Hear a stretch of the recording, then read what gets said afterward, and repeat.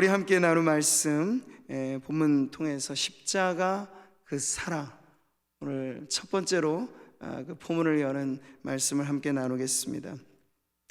여러분, 그리스도의 고난, 이걸 The Passion of Jesus Christ라는 말로 쓰죠. 그러니까 영어 단어 중에 passion이라는 말이 열정을 뜻하기도 하고 이것이 순환을 의미하기도 합니다. 그래서 이것을 고유한 의미로 정관사를 붙이면 그리스도의 순환이라는 뜻으로 사용되게 되죠. 자, 성경 말씀을 보세요. 나를 사랑하사 나를 위하여 자기 자신을 버리신 하나님의 아들 예수 그리스도는 바로 그런 분이세요. 그러니 우리는 그리스도의 순환에서 무엇을 봅니까? 그리스도의 열정을 보는 거죠. 어느 정도로 날 사랑하시길래 자기 몸까지 주신 걸까? 이러기 쉽지 않잖아요. 내 소유의 일부분을 주는 건 큰맘 먹으면 할 수 있어요.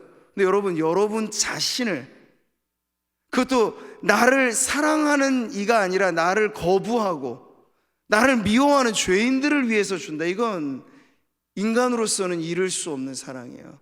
근데 그리스도의 열정은 그 고난을 통해서 우리들에게 이 풍성한 사랑으로 전해지게 된 것이죠. 자, 오늘 이런 종료주일 또 고난주간을 맞아서 우리가 세례를 거행하고, 세례가 무엇입니까? 그리스도와 연합하는 것이잖아요. 그리스도와 함께 죽고 그리스도와 함께 삶을 만천하에 고백하는 그러한 예식인데, 이건 역시도 우리에게 참 값진 은혜가 아닐 수 없습니다. 여러분, 우리는 이 세상을 바꿀 한 주, 이 위대한 예수 그리스도의 고난의 한 주간을 동참하면서 믿음으로 이 구간을 지날 때 무엇보다도 여러분 십자가에 대한 믿음의 의식을 바로 세우는 기회가 되었으면 좋겠습니다. 십자가는요, 그냥 어떤 문화화된 상징의 조형물이 아닙니다. 그래서 여러분, 우리 개혁교회 예배당 안에는 사실 십자가 조형물을 잘 세우지 않죠. 특별히 통합 측, 합동 측 구분을 좀 하잖아요. 우리 합동교단에 속한 교회는 이 실내 십자가 조형물을 잘 안 세웁니다. 왜냐하면 그 이유가 있어요. 천주교회 가면 근데 뚜렷한 특징이 그 미사를 드리는 예배당 안에 십자가가 세워져 있고, 십자가만 있습니까? 그 안에 처참하게 달려있는 예수의 상이 같이 세워져 있죠. 근데 그것 자체가 하나의 무언가 우상화된 그러한 대상이 될 수 있다는 얘기예요. 그래서 우리는 십자가를 하나의 조형물로 만들기보단 십자가에 달리신 예수님의 그 숭고한 사랑, 희생, 그것을 믿음으로 바라보는 것이 더 중요하기 때문에 눈에 보이는 형상을 만들지 않고 믿음으로 그 십자가의 의미를 날마다 되새기는 것을 강조해서 우리 개혁교단, 우리 합동 측 안에서는 예배당 안에 십자가 조형물을 세우지 않는 이유가 바로 거기에 있습니다. 그렇지만 여러분, 그것이 또 의미적인 부분으로 십자가를 묵상하라고 그런 것인데, 십자가가 눈에 어지간하니 잘 안 보이니 십자가를 묵상하고 바라보고 생각하는 것이 드문드문해진다. 이것은 본래의 의미가 사라지는 부분이겠죠. 근데 지금은 저와 여러분이 그런 위기에 많이 처해 있어요. 우리의 삶의 도처에 고통들은 많으나 그리스도의 고난에 대한 집중된 묵상은 이 어지간해서는 쉽지 않은 때를 지금 우리가 살아가고 있기 때문에 이 많은 고통의 문제들이 우리를 그리스도의 고난 앞에 이끌어가면 그것은 또 하나의 은혜가 될 텐데, 그러지 못하면 많은 크고 작은 고통의 문제들 때문에 우리의 신앙이 침체 일로에 빠지게 되는 거죠. 문제는 그것입니다. 우리에게 고난이 있느냐 없느냐가 문제가 아니에요. 그것이 어떤 문제이든지 그리스도의 십자가로 우리를 인도할 수만 있다면, 우리가 크고 작은 문제 때문에 그리스도의 고난을 바라볼 수 있게 된다면 그것은 우리에게 가장 큰 축복이 될 것입니다. 고난의 시절을 살아가는 성도들 안에 그리스도의 십자가가 여러분의 마음의 믿음의 중심에 이 고난주간을 통해서 우뚝 세워지기를 축복합니다. 자, 우리에게 나타난 사랑에 대해서 우리는 십자가를 통해서 그것을 살펴보는데요. 여러분, 그리스도의 낮아지심의 그 시초, 처음은 어디로부터 시작된다고 우리가 교리문답에서 배웠죠? 그리스도의 성육신이죠. 자, 그리스도께서 사람이 되셨습니다. 응애 우는 아기로 태어나서 완전한 사람이 되셨습니다. 근데 그 사건에 대해서 성경은 오늘 이렇게 말씀하고 있죠. 같이 읽어보시죠. 본래 하나님을 본 사람이 없으되 아버지 품속에 있는 독생하신 하나님이 나타내셨느니라. 그러니까 예수님의 성육신은 보이지 않는 하나님을 우리에게 보여주시는 가장 놀라운 사건이 되는 거예요. 여러분, 하나님의 영성을 우리가 말할 때 그 영성의 특징은 눈으로 볼 수 없다는 거예요. 그 영이신 하나님의 음성을 우리가 귀로 듣는 것이 아니에요. 그것은 오해가 많은 문제가 되죠. 근데 그 하나님의 영성이 우리들에게 드러난 때가 있어요. 역사상. 그게 바로 성삼위 하나님 가운데 성자 하나님이 사람이 되어 이 땅에 태어나신, 그때로부터 우리는 보이는 하나님을, 임마누엘의 하나님을 경험하게 된 것이죠. 이제 볼 수 없는 하나님에 대한 신비의 베일이 벗겨지고 하나님은 우리에게 너무나 가까이 다가오게 되신 것입니다. 근데 그것이 희생 없이, 대가 없이 치러진 것이 아니고 순전한 성자 하나님 예수 그리스도의 낮아지심의 희생을 통해서 우리가 하나님을 가까이 대할 수 있게 되었다는 것이죠.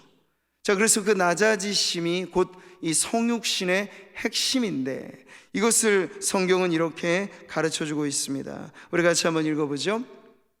그는 근본 하나님의 본체시나 하나님과 동등됨을 취할 것으로 여기지 아니하시고 오히려 자기를 비워 종의 형체를 가지사 사람들과 같이 되셨고 사람의 모양으로 나타나사 자기를 낮추시고 죽기까지 복종하셨으니 곧 십자가에 죽으심이라. 아멘. 여기서 우리는 무엇을 압니까? 십자가 그 사랑은 그리스도의 낮아지신 겸손한 사랑을 우리들에게 보여준다는 거예요. 그래서 우리는 십자가 고난을 통해서 똑똑히 드러난 이 사랑을 이렇게 알게 되는 것이죠. 이 생명이 나타내신 바 된지라. 이 영원한 생명을 우리가 보았고 증언하여 너에게 전하노니 이는 아버지와 함께 계시다가 우리에게 나타내신 바 된 이시니라. 자, 계속 성경은 나타나게 되었다, 드러나게 되었다 이렇게 표현을 하잖아요. 이렇게 드러났을 때 무엇이 함께 드러났겠습니까? 영원한 하나님의 사랑 또한 우리에게 나타난 사랑이 된 것이죠.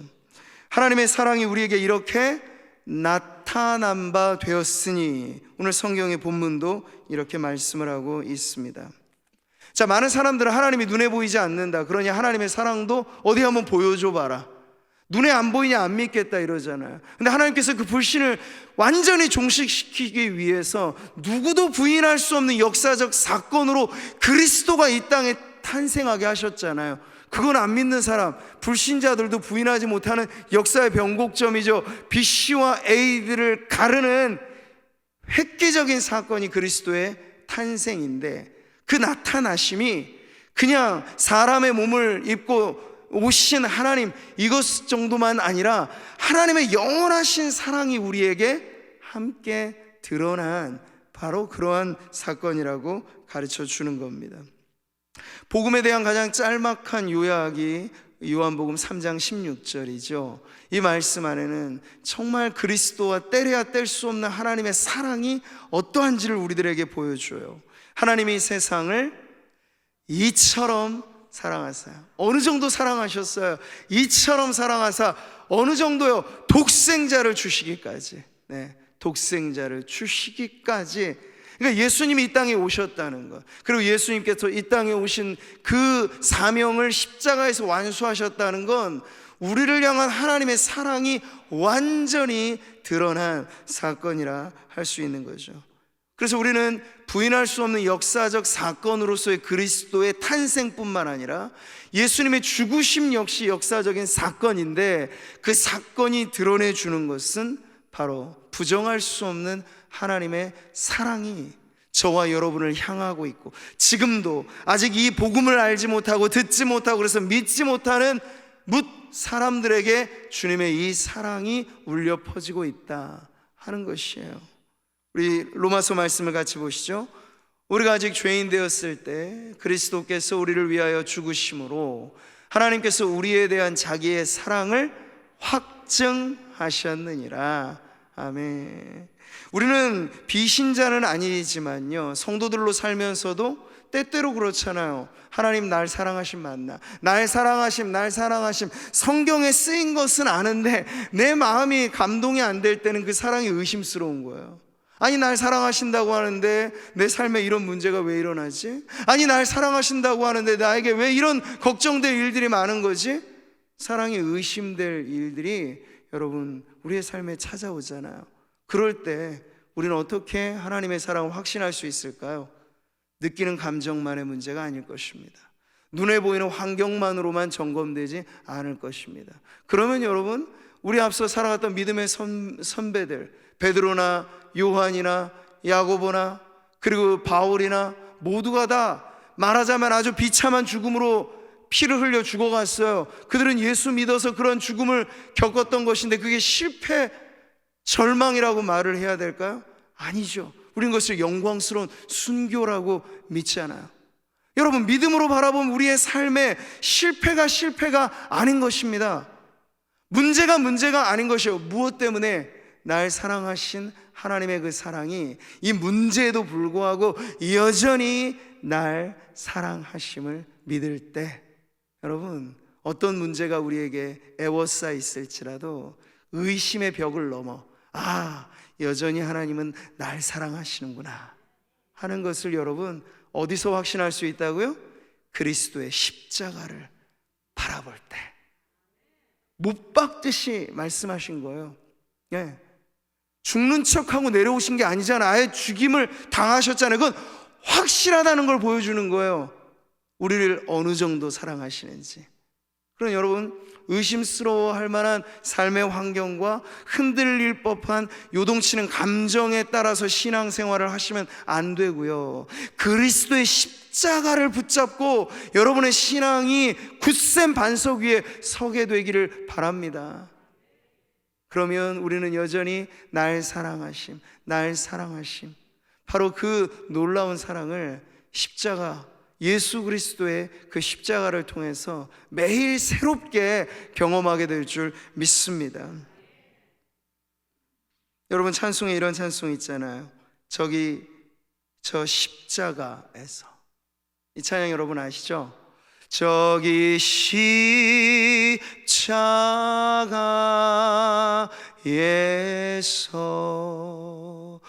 우리 위해 죽으신 주님,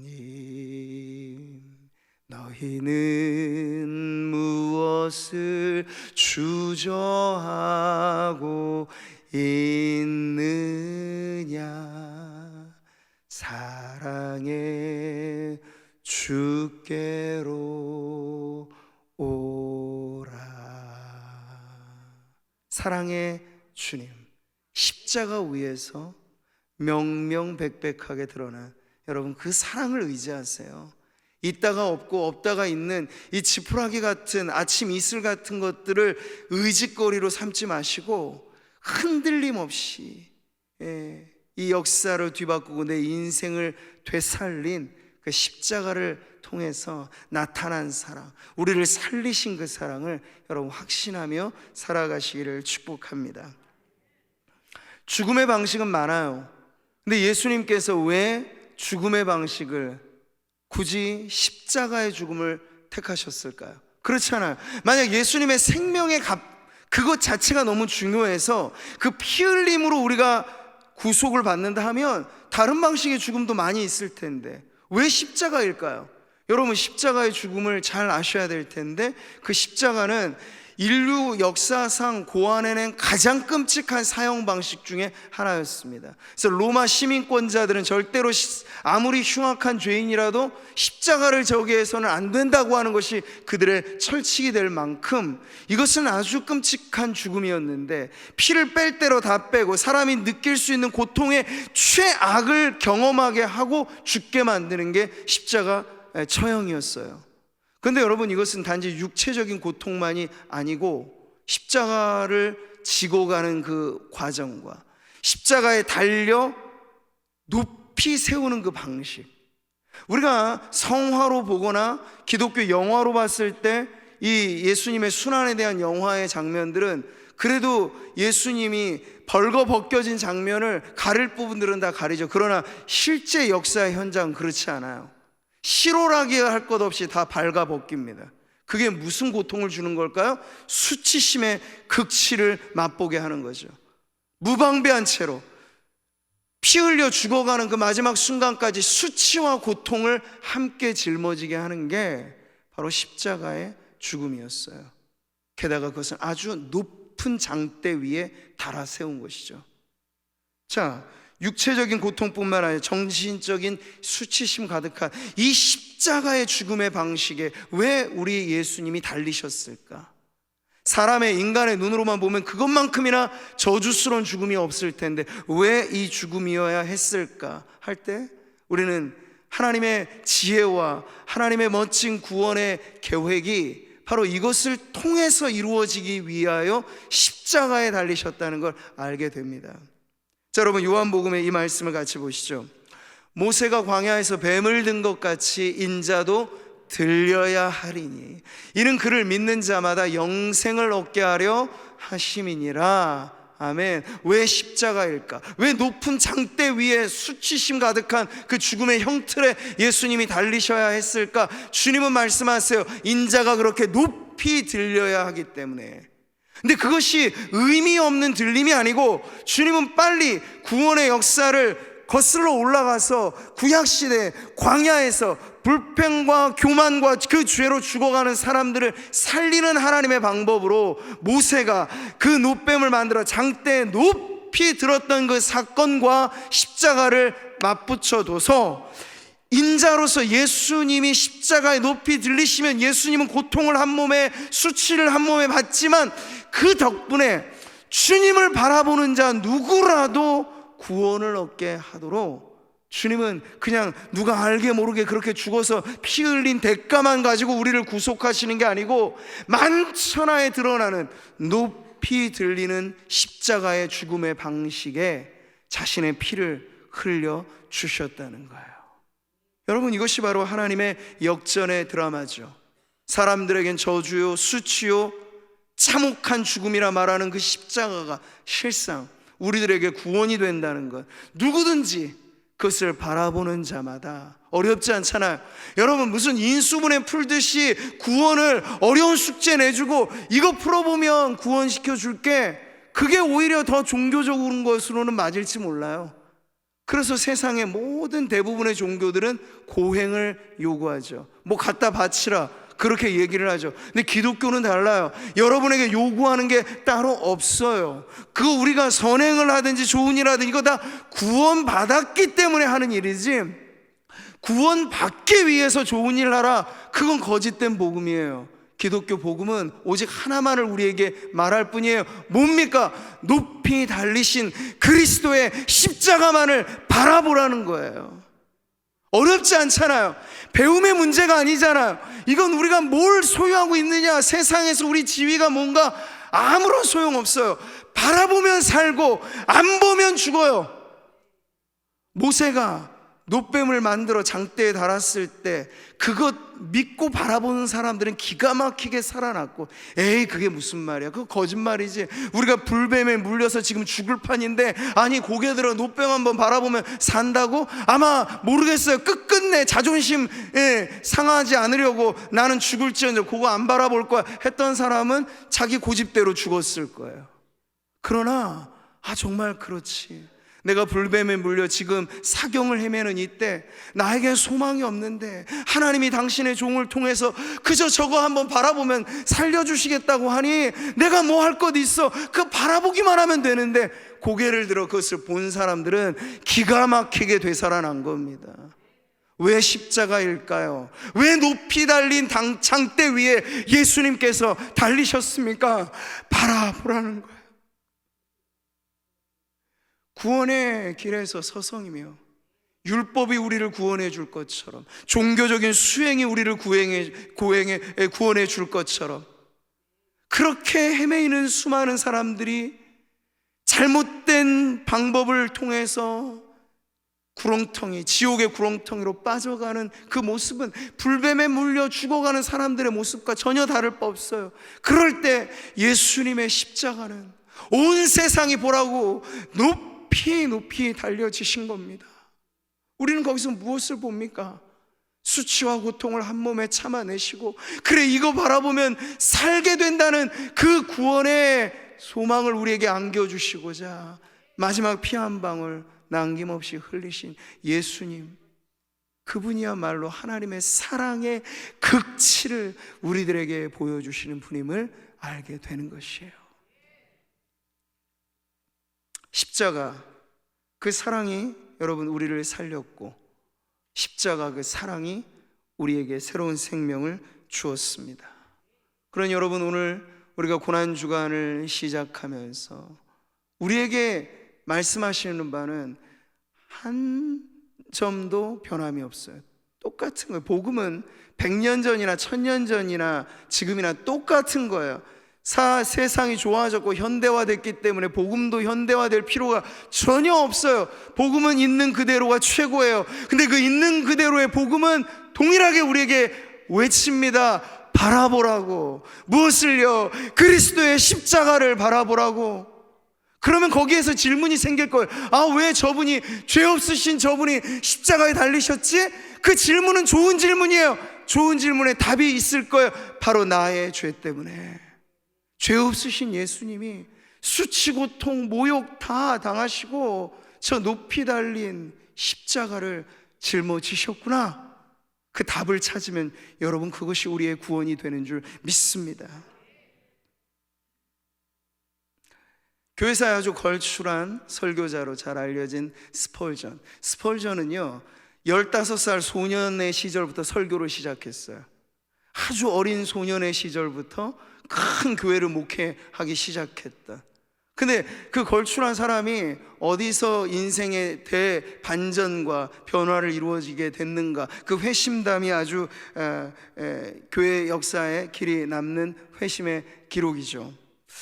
고뇌에 찬 이 소년이 죄 문제로 인하여 신앙생활을 안 한 것은 아닙니다. 교회에 늘 오가면서 부모 따라서 신앙생활을 해왔었는데 풀리지 않는 마음의 응어리가 있는 거예요. 자신 안에 이건 정말 주님을 인격적으로 만나야만 풀리는 그 죄에 대한 고통, 고민, 그것을 가지고 전전긍긍하고 있었던 그 소년 스펄전이 어느 날 비바람 몰아치는 그러한 음습한 날에 이름 모를 어느 교회에 찾아 들어가서 예배를 참여하게 되었습니다. 거기에 보니까 그때 당시에는 각 교회마다 목회자, 설교자들이 다 있지 않아서 순회를 하는 방식으로 교회가 지탱되는 그러한 교회들도 많았는데, 그때 가니까 거기에 제대로 된 목회자가 없었던 거예요. 그럴 때 임시방편으로 평신도 설교자가 서야 됐던 그런 때도 있는데, 스펄전이 예배를 드리러 갔던 그때 바로 제대로 된 설교를 하는 목회자가 없어서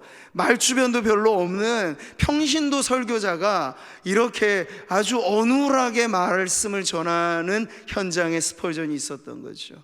처음에 얼마나 마음에 낭망이 있었겠습니까? 내가 그 말씀 하나 딱 좀 잘 듣고 싶어서 이렇게 왔는데 언변도 제대로 말주변도 없는 저 평신도 설교자가 지금 뭘 말하고 있는 거지, 그런 생각을 하게 될 즈음에 스펄전의 귓가에 들려오지는 성경의 말씀이 있었습니다. 바로 이 구절이에요. 땅끝에 모든 백성아 나를 앙망하라. 그리하면 구원을 얻으리라. 나는 하나님이라 다른 이가 없음이니라. 아멘. 이 구절을 가지고 그 말주변도 어눌한 평신도 설교자가 몇 마디 던지는 그 설교, 점점 스펄전이 마음이 열리게 되는 거예요.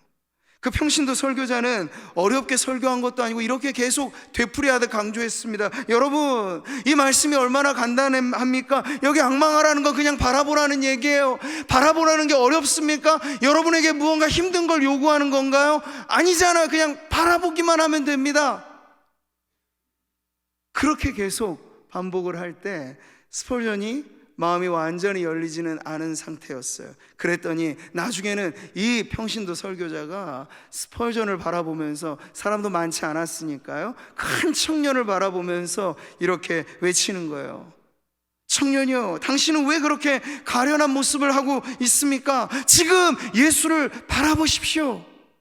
예수를 바라보면 삽니다. 그 순간에 성령께서 역사를 하셔서 마음의 눈이 활짝 열리게 돼요. 그야말로 십자가, 그 영광에 참여하게 되는 그 순간, 이 스펄전의 영혼에 회심이 일어나고 변화된 그 사건을 그는 이렇게 고백합니다. 훗날, 주님, 그렇군요. 십자가에서 그 모든 것이 해결되었습니다. 나를 짓눌렀던 이 모든 무거운 죄가 바로 십자가 앞에서 풀리게 되었습니다 하여 그는 그 이후에 오직 십자가 복음에 매인 그 어린 시절부터 가는 곳곳마다 하나님의 말씀의 종으로 쓰임을 받게 된 것. 여러분, 한 인생을 뒤바꿔 놓은 것이 바로 어렵지 않은 십자가의 복음, 그 십자가를 통해서 드러난 하나님의 사랑이었으면 오늘 우리들에게도 동일하게 울림을 주는 메시지가 됩니다. 사랑하는 성도 여러분, 만약 하나님이 여러분에게 어려운 일을 시키셨다면 여러분 그것 하지 않았겠습니까? 똑같은 거예요. 나만 장군이 자기 문둥병 고침받으려고 선지자를 찾아오잖아요. 근데 선지자가 멀리서부터 해법을 줍니다. 저기 요단강 가서 7번 몸을 담갔다 나와보세요. 그랬더니 말이에요, 우리 이렇게나 좋은 빠른 쉬운 방법을 줬으면 옳았구나 하고 하면 되잖아요. 근데 나만 장군은 꼭 교만한 인간을 대표하는 사람이었어요. 그 말에 오히려 시험이 들어서, 내가 지금 이것, 아니 물로 따지자면 우리나라에도 깨끗한 강물이 수두룩한데 이 요단강에 몸 담가서 고치려고 내가 여기까지 왔어? 하면서 성을 내면서 돌아갈 즈음에 그 나아만 장군을 만류하는 이름 모를 종들이 이렇게 말하잖아요. 아니 장군님, 선지자가 어려운 일을 시켰더라면 장군님이 그 어렵더라도 그걸 따라하지 않으셨겠습니까? 그런데 어려운 일을 시킨 것도 아니고 그저 강물에 몸을 담궈 일어나라고 하는 거, 그거 왜 따라하지 못하시는 겁니까?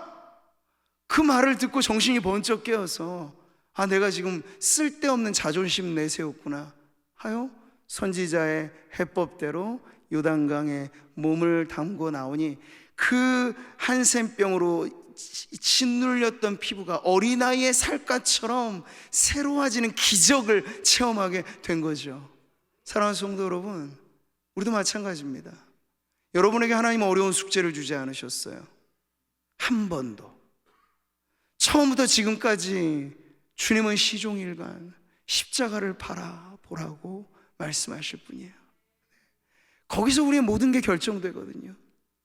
근데 그걸 어설프게 바라보니까 긴가민가 하는 거예요. 뚜렷이 여러분 바라봐야 돼요. 여러분, 말이 마차를 끌 때 한눈 팔지 말라고 눈가리개를 씌우잖아요. 그 앞을 가리면 안 되는 거고 양옆을 보지 말고 앞만 보고 가라고 눈가리개를 씌우는데, 우리에게도 이런 게 필요할 것 같아요. 우리는 너무 세상에 한눈 팔 일이 많아가지고 십자가만 바라보면 되는데 이걸 못 보는 거예요. 정말 그게 될까? 세상 살아보니 그게 안 되던데, 내 인생에 이 어려운 문제들이 그냥 믿음 가지고는 안 되던데, 그게 여러분 나만 장군과 같은 우리의 고백이죠. 근데 여러분, 정말 복음은 여전히 우리에게 동일한 해법을 주십니다. 십자가만 바라보세요. 거기서 모든 것이 결정됩니다. 우리가 죽고 사는 문제가 결정되고요, 우리의 마음에 그토록 찾아 헤매는 참된 평강이 거기서 우리에게 찾아오고요, 돈으로도 살 수 없는 행복과 사랑이 바로 그 자리에서 우리의 것이 됩니다. 십자가만을 붙잡을 뿐인데 하나님은 이것을 보시고 우리에게 모든 걸 주시는 거예요. 아들을 우리에게 주신 하나님이 무엇인들 우리에게 아깝게 여기겠습니까? 여러분, 이 사실을 믿으시기 바랍니다.